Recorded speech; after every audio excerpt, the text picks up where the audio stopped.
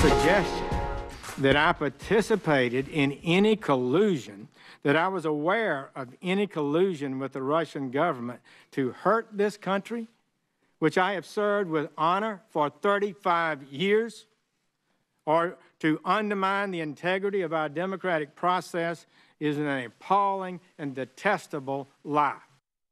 Oh my goodness, Attorney General Jeff Beauregard Sessions was just beside himself yesterday, testifying before the Senate when it came to any communications he had with Russian officials about meddling in the presidential election.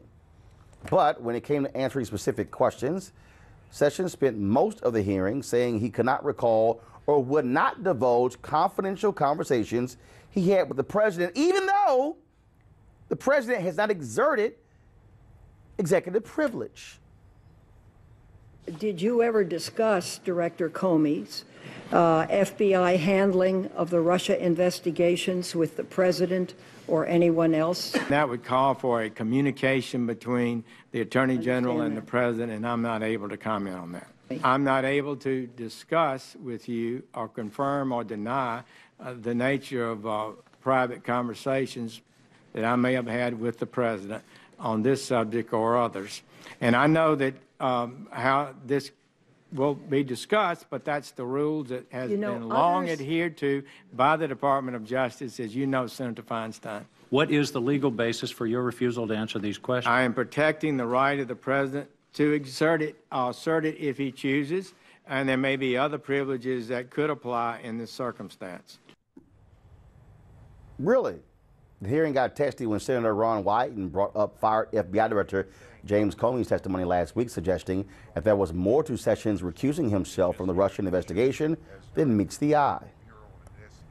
Sessions, respectfully, you're not answering the question. Well, what is the question? The question is, Mr. Comey said that there were matters with respect to the recusal that were problematic and he couldn't talk about them.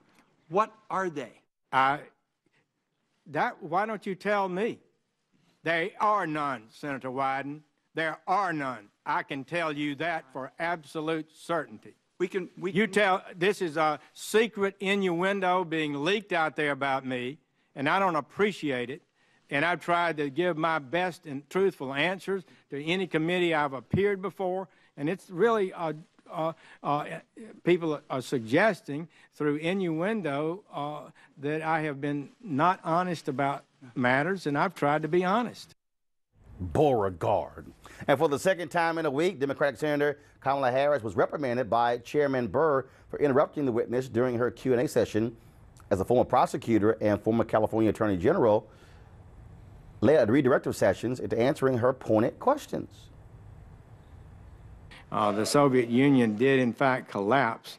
It's really a tragic strategic event that we're not able to get along better than we are being today. Sworn in as Attorney General, how did you typically communicate with then-candidate or President-elect Trump? I did not submit memoranda. I did not make formal presentations. Did you ever communicate with him in writing? I don't believe so. And you referred to a longstanding DOJ policy. Can you tell us what policy it is you're talking about? Well, I think most cabinet people, as the witnesses you had before you earlier, those individuals declined to comment because we're all about conversations with the president. Sir, I'm just asking you about the DOJ policy you referred to. Policy that goes beyond just the Attorney General. Is that policy in writing somewhere?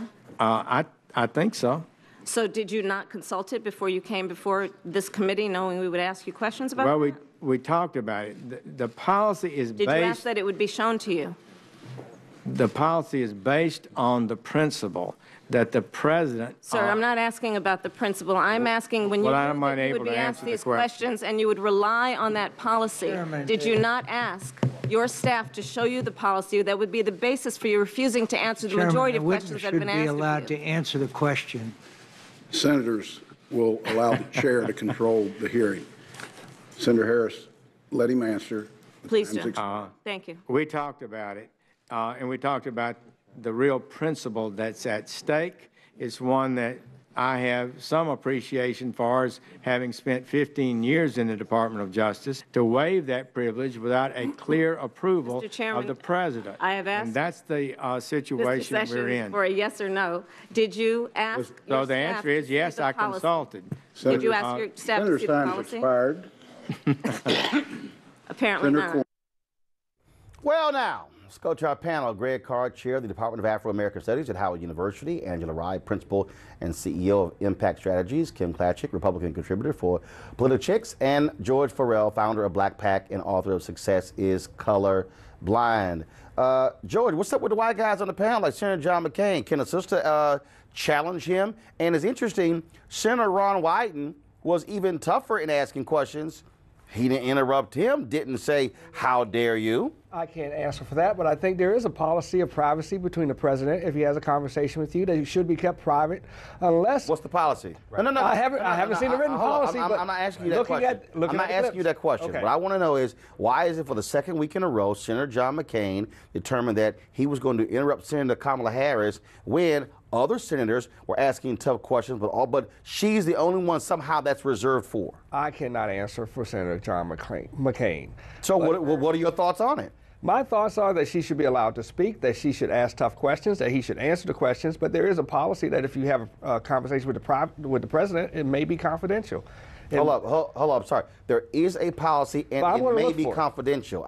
That doesn't make any sense, Angela, because here's the deal. If the president chooses to exert executive privilege, fine, but he hasn't. And then Well, he's not going to exert executive privilege until the conversation is over, until we know where this is going. Hold up. He may not exert it now, but he can choose to do it later. Go ahead, I'm sorry. Okay, so here's what I think is important. You mentioned Senator Wyden. I would also point to Senator Angus King, who really set the stage for Senator Kamala Harris's follow-up questioning. What I think is interesting is Jeff Sessions really began to squirm about the concept of executive privilege because no other senator before Senator King challenged him on the premise, are you asserting executive privilege? And in that moment he said, I would have to defer to the president because I don't have, that's not something that he can do. The president has not done that, so for him to rely on some ambiguity in executive privilege while testifying creates this real point of contention for Kamala Harris to say, listen, you had a policy that you're relying upon to say you don't have to answer most of these questions. And then Senator Burr, of course, saw where this was going and began to cut her off. And he also was a little ticked with Senator McCain by saying, senators, let the chair run the committee. Right. Yeah. Yes. And let's be clear, Kim, McCain is not a member of the committee. Well, he's ex officio. Right, but he's not. But the bottom line is they're allowing him to participate, and he's just like, okay, I'm just going to run this thing. So can a sister be allowed to ask a question? Yeah, no, McCain obviously came a little out of pocket, but again, but you know, and she was asking tough questions, and I think it did make him a little uncomfortable. I think he doesn't know. I think it's kind of murky for him whether it's executive privilege. I think when she asked him, stop. Have you talked to your staff about it? I don't think he really did. Hold Kim. It's not confusing. Either the president asserts executive privilege or not. It's not confusing. The president has it. He is saying, well, I can't talk about it. Actually, you can. He is offering no basis by which to stand on. None. Well, the president said he's going to testify. He said he will testify. No, get your facts right. The president was asked specifically, would he testify to Mueller? Not before Congress. Greg, what we're facing here is an AG who clearly couldn't handle tough questions from this sister. And, oh my goodness, you're going just too fast for me. I don't know what to do. I mean, you're making me nervous. You're making me nervous. It's like, oh, this little black woman scaring me to death. Well, I mean, like you covered, this is the anniversary around the time of Loving. You know, when John McCain and Beauregard Sessions were born, Kamala Harris would have been illegal in many states in this country. Her parents couldn't have gotten married. So, I mean, they're thinking about the old days. But more importantly, what you're seeing here, I think, is the fact that we have an unhinged guy in the White House They have a windfall. They want to get anything they can get through. This healthcare ridiculous stuff they're doing, this Dodd-Frank stuff they went through last week. And we saw the preview of what we saw yesterday in last week when 2 other officials said, well, we're not at liberty to divulge. That's because everyone is trying to insulate themselves from this lunatic long enough for them to push their agendas, because there's no coherent GOP agenda. Everyone has their own agenda, and if they can create wiggle room, then they can perhaps push us, let's get rid of this marijuana, what you covered yesterday. I mean, Sessions has his own agenda. He doesn't care, and he doesn't want to go to jail, which is why the ambiguity is there. And you can't produce a policy because you know that policy doesn't exist. A first-year law student can show you that. Show me the paper. So actually, the one thing in his defense, which I will never do, but I'm just going to say this, there were also Obama administration officials who relied upon a policy that says they're not allowed to divulge conversations with the president. Here's the problem with how he was choosing to assert whatever this policy is yesterday. They were asking him questions not about conversations with Donald Trump, and he was still relying on said policy. He knew, you said that he didn't know, or somebody said that he didn't really know. I'm sorry. I think he knew exactly what he was doing. He's a lawyer. He's a seasoned lawyer. He's a seasoned DOJ lawyer. That's right. 30-year in the United States Senate. Come on, dude. You know what's up. Speaking of a detestable lie, he was sitting front and center at that hearing yesterday. That was the detestable lie. And he doesn't want to go to jail. He didn't answer the questions about the Russians. Did you or did you not meet? He didn't answer the questions when it came to whether or not he had advanced knowledge and the recusal issue alone. Well, even on the point about the meetings with the Russians, I think that's also fuzzy, because he says, I was confused in the hearing initially with Senator Franken, but he never talked about his written response, which was a lie, or at least it conflicted with what Senator Leahy asked him in writing. That conflicted with the later disclosure in the newspaper in March. Kim, this is not hard. No, well, it sounds like Angela probably knows a little more than the senators that were asking questions yesterday, and maybe they should have came forward and said something. Angela wasn't under sworn testimony. No, and he should have, as you said, he should have appeared. But he is a skilled prosecutor. He knew what he was doing. He was passionate. He was forceful. They were looking for a blockbuster, a bombshell. I don't think they got it from him. He was lying. I'm telling you. They couldn't get any information. And he was able to lie. If you a first-year law Hold on.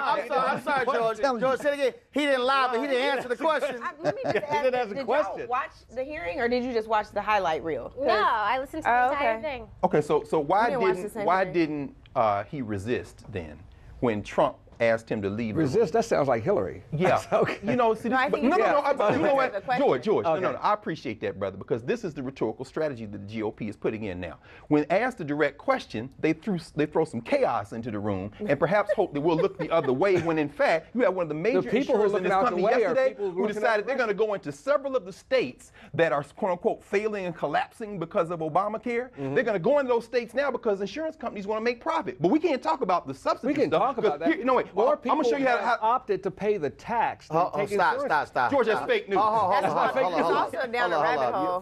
First of all, yeah, that dog won't hunt. Right. And we're not gonna chase it. No. So the bottom line is here. What we're talking about right here. So give me in a moment we're gonna talk about health care.